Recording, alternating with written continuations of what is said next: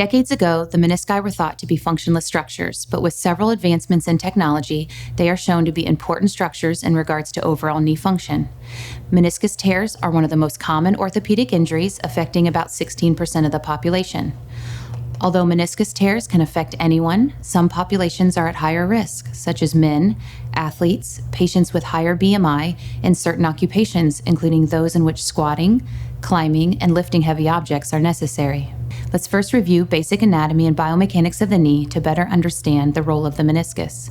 The menisci are two semilunar wedges of fibrocartilage between the femur or thigh bone and tibia or shin bone. You have one located on the inside of the knee called the medial meniscus and one on the outside of the knee called the lateral meniscus.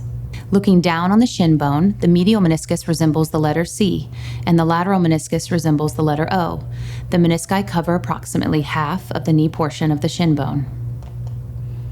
The menisci are comprised mostly of water, followed by collagen and protein. Collagen is responsible for the tensile strength, and as you can see, the menisci appear triangular or wedge-like in shape.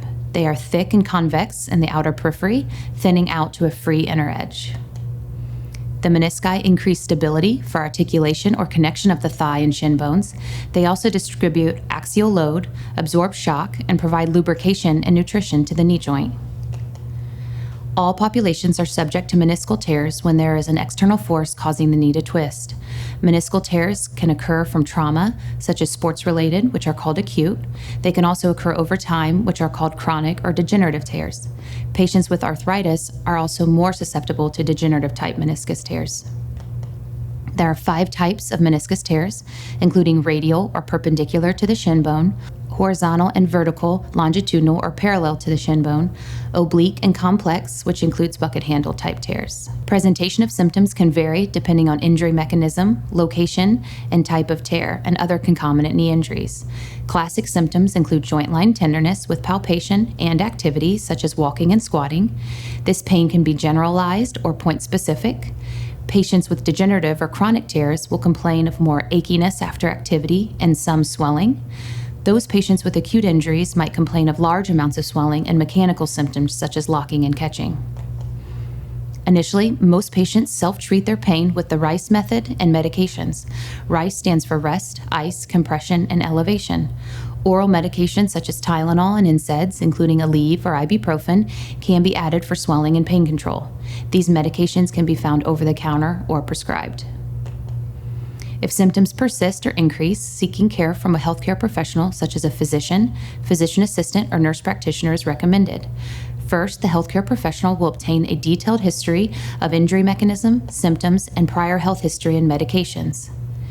Next, the healthcare professional will do a thorough exam, including palpation of the knee joint and specific maneuvers testing for a meniscus tear and other associated injuries.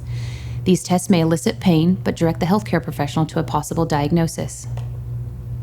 Although a radiograph, or X-ray for short, will not show soft tissue injuries such as a meniscus tear, the healthcare professional will likely order them. X-rays will show other important pathology such as fractures and osteoarthritis, both of which are used to decide on proper treatment options. Advanced imaging, such as an MRI, may be ordered to further evaluate the knee structures, including the meniscus and ligaments. The menisci are small, triangular structures, and injury to the meniscus would show as an abnormal shape and/or increased signal, or white, on the image.